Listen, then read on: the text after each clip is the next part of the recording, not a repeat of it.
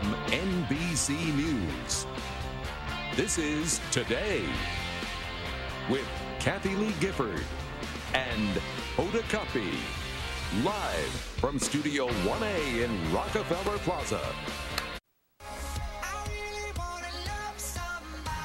And we're back with more of our special Love and Relationship edition of Today. My best friend Karen Swenson is here helping me out while Kathie Lee is taking some time off. All right, so you know what? Get ready for our battle of the sexperts, and we have quite the power pair when it comes to relationship advice. I like this duo. Today's contributing love strategist, Matthew Hussey, and relationship expert, Siggy Flicker, are here to take on their balancing act between friendships and love. Look at you two together, by the way. Does it work already? I'm happy because I'm old enough to be his mother, and I love sitting with somebody this good looking. You guys look great. Thank All right, let's talk about the challenges. Okay, so let's pretend you are a best friend, and you don't like the husband/boyfriend of your closest and dearest friend. What is one to do?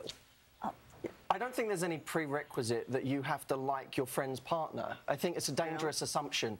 And too often people get personally invested in saying, there's something not right about your partner, when really what they just mean is your partner's not too great to me, or me and your partner don't hit it off. And I think that's a very dangerous place to fall into. It has to be genuinely coming from a place of, I want the best for them, and maybe there's something they're not doing right in the relationship. Yeah, what do you think? My best friend was dating somebody that I couldn't stand the sight of, and the energy was not good between me and that person. So what happened? I think honesty is the best policy. I used to say to her, Jen, I do not like who you're dating. I do not think he's good for you or a good person. But then I took a step back. It's her journey, not mine. Meaning you have the obligation to tell your friend how you feel, but you don't have What did Jen do? What did she do? Jen continued that relationship, and when she found out that he wasn't for her, she left him, and then we were back together. The important part about that is you plant a seed. The mistake people make is they think that I'm going to have a conversation with someone and everything I say is going to be gold and it's all going to sink in and they're going to have this big epiphany where they leave the relationship. It doesn't work like that. In the same way that most breakups of your friends always result in them getting back in a week's time or 2 weeks. So you have to be prepared to plant a seed and know that when the right time comes about. So say your piece and move on. Yes, let it grow and let them discover it for themselves. Let's say you have the hots for your friend's partner and they split up. Is it okay? Fair game? No, I think that if your friend is your friend, you have to be a friend. And I think timing is everything. If they just met and they were dating for a few weeks, okay, give it some time. And when she starts dating somebody else, say, would you mind? I really had chemistry with Bob. But you should never, there's too many people in the world for you to lose a friend over a man. I think you have to apply two things here. Firstly, there's what's known as the golden rule. Don't do unto others what you wouldn't want done unto yourself. You have to apply that in these situations. What don't you want your friend to do to you? Okay, don't do that to the other person. The second thing is, I think it's more excusable if you live in a small town. If you live in Farmsville and there's 25 people there, then you're going to have to date every one of your friend's exes. But still. But if you live in New York and you're always dating your friend's exes, get a life. Bigger pool. But still, you should discuss it with your friend. And timing is everything. But see, I would say to my friend, oh, go ahead, even though I really don't want them to do it. You know, because you don't want to say no. It's not your life. But I don't like people dating people who I went out with. I think it's very weird. And I agree with you, but if my friend came to me and even said that, I would be so offended. Like, are you kidding me? Go date him, but it would affect our relationship. I think it depends on the amount of time. You said the amount of time that lapses.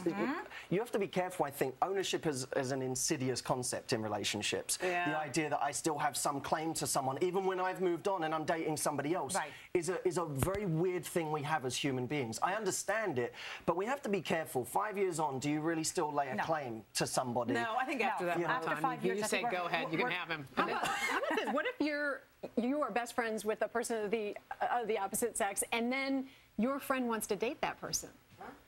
Does that make sense? In other words, let me wrap my head around it. If you guys are best friends, and my girlfriend wants to date him, is that okay? Fine. Why is it?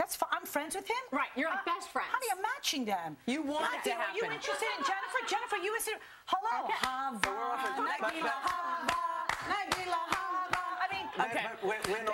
The chances of us being best friends with no intentions, I think, is rare. That was my next question, the Seinfeld question.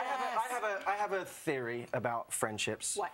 If you can go out with your friend and drink 10 shots of Jameson and at the end of it, neither one of you tries to sleep with the other person. You can still be. You can just be friends. That's a great quiz. Okay, what about this? What if you know that your friend's boyfriend / partner is cheating? You've seen it. 100% say something. Yes. Are you kidding me? Okay. Sisters before misters. You owe it to your friend to say, hey, there is something that it has a solid rumor. What if there was a flirt? What if you saw him flirting with someone at a party? It looked in, like, when's the time that you go in and say something? I think you have to be prepared to look at it. Look, it's tough because you might say, well, this is a recurring thing when actually what you saw was just a one-off. Or you have to be very careful what judgment and level of righteousness you put on somebody else's relationship. Because you're not morally superior to be able to come in and say, this isn't right. You have to be very, very careful. But I think if your friend, if you see that the behaviour is something that really does have the potential to hurt your friend, you have a duty to your friend. And women have intuition. You know if he's a flirt or not.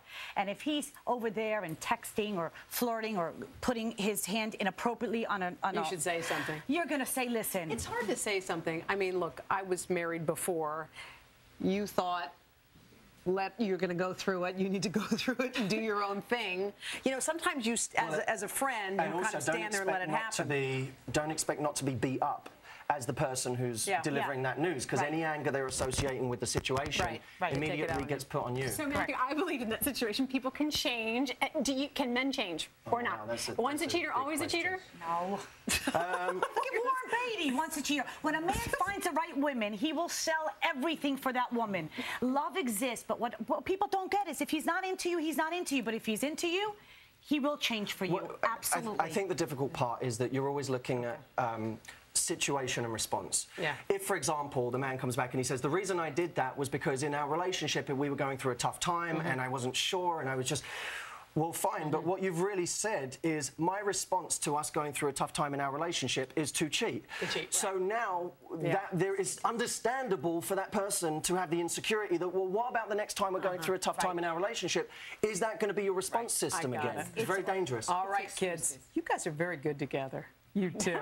Thank you so much. We really appreciate it. If you guys have a question for this pair, go to klgandhoda.com, hit the connect button. All right, Hoda and I are going to play the friendship game to find out who knows more about the other. And is date night dead? We're going to tell you what some folks are doing to bring it back to life. Coming up right after this.